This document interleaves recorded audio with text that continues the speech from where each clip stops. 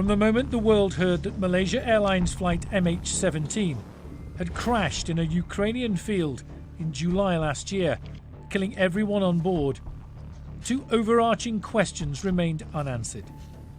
How did it happen, and why?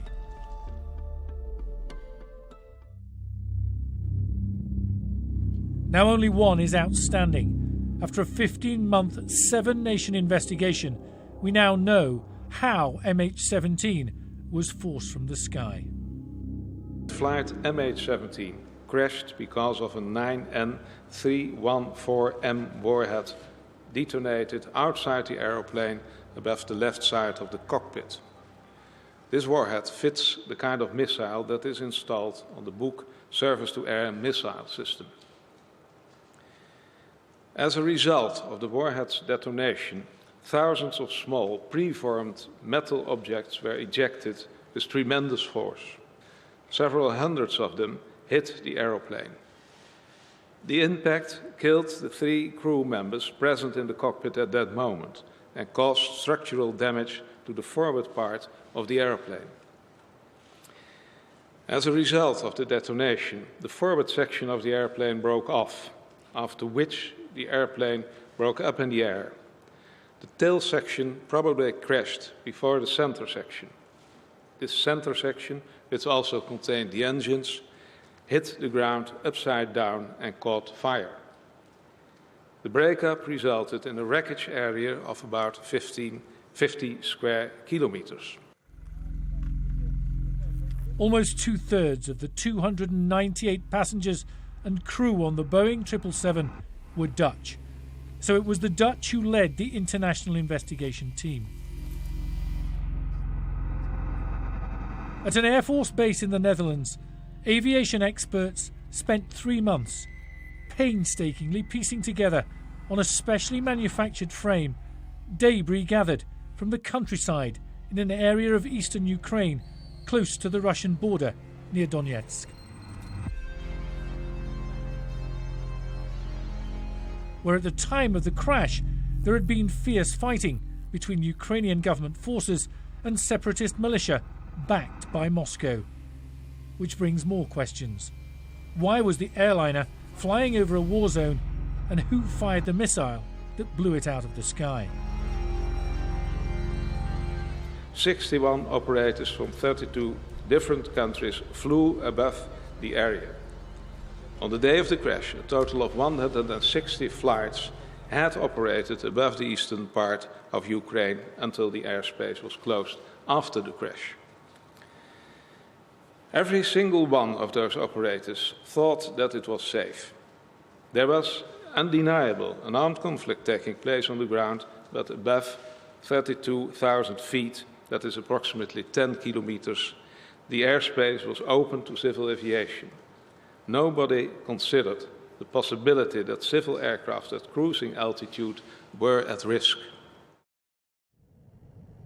In the early afternoon of July the 17th, 2014, a Boeing 777-200 of Malaysia Airlines departs Amsterdam Airport Schiphol for Kuala Lumpur, Malaysia.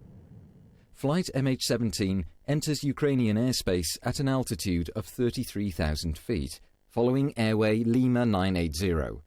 The crew diverts a short distance to the north to avoid some thunderstorms when returning to the airway in the eastern part of Ukrainian airspace. In this region, an armed conflict between the Ukrainian government and armed groups is in progress. Therefore, lower levels of the airspace are restricted for civil air traffic. Flight MH17 is routed above this restricted airspace to waypoint Romeo November Delta in the Russian Federation. Until that moment, the flight proceeds normally. The investigation team even modelled the missile strike itself and the devastating effect it would have had on the superstructure of the aircraft and the doomed passengers and crew inside it. A Buck surface-to-air missile can reach an altitude of 80,000 feet, exceeding the flight altitude of flight MH17 by far. At 20 minutes and 3 seconds past 1, this warhead explodes to the left and above the cockpit of MH17. About 800 preformed fragments perforate the aeroplane. This impact, combined with the blast of the explosion, causes the cockpit and the business class section to separate. As it descends, the aeroplane disintegrates.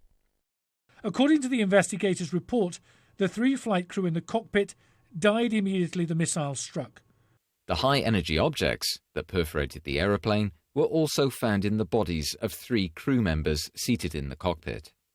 The preformed fragments have distinctive shapes, cubic and bow-tie shaped, and were made of a ferrous metal. Some fragments had traces of aluminium and glass on them, proving that they had perforated the aeroplane from the outside. The 2 left windows of the cockpit particularly show perforation by preformed fragments. For the others on board MH17, we can only imagine the terror of those who may have survived the initial impact. The investigation team has attempted to apply scientific rigour to those imaginings. They were exposed to extreme and many different interacting factors, they say. Abrupt deceleration and acceleration, decompression and associated mist formation, decrease in oxygen level, extreme cold, strong airflow, the aeroplane's very rapid descent and objects flying around. It was not possible to ascertain at which moment the occupants died. The impact on the ground was not survivable. It's likely that the occupants were barely able to comprehend the situation in which they found themselves.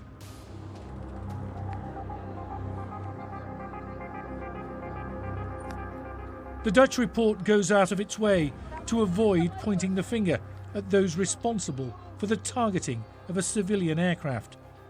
But in the 15 months since MH17 was brought down, there have been repeated and persistent claims that it was a Russian-supplied missile fired by separatists who thought the airliner was a military jet.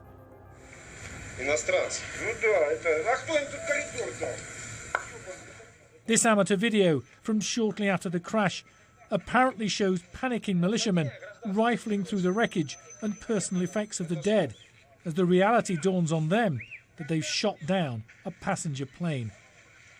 It certainly wasn't the first aircraft they'd attacked in that area last summer. In the month before the crash, at least 16 military airplanes and helicopters were shot down in the eastern part of Ukraine. The Ukrainian authorities were aware of this. They stated that occasionally weapon systems were used that could reach the cruising altitude of civil airliners. Yet, despite all this, Ukraine did not close its airspace. Even though Russia was part of the international team of investigators, Moscow has already rubbished the final report, calling it biased. And the Russian arms manufacturer Almaz-Antey, that makes the Buk missiles, disclosed the findings of its own reconstructions and possible scenarios, even before the official Dutch report was published.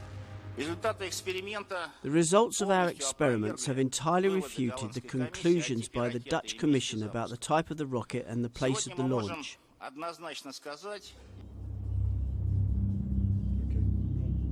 Their conclusions: the missile could not have been fired by Russian or separatist forces, but instead came from an area controlled by Ukrainian government troops.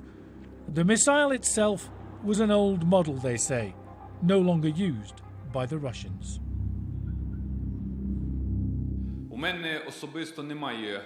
I personally have no doubts that it was an operation which was planned by Russian special services to bring down Malaysia Airlines civil plane Flight MH17.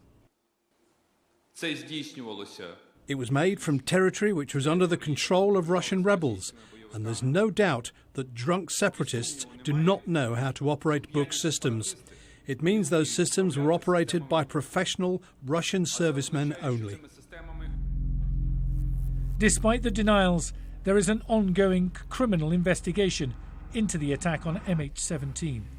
And prosecutors now say they've identified what they call persons of interest, though they haven't said who they are or where they are. They have, though, let it be known that their inquiries which were expected to be concluded by the end of this year, will now drag on into 2016. For the families of those who perished on the Malaysia Airlines flight, there is some comfort in knowing finally what happened to their loved ones and that they're unlikely to have suffered for long. But they are still, for now, denied a definitive answer to who murdered them at 33,000 feet.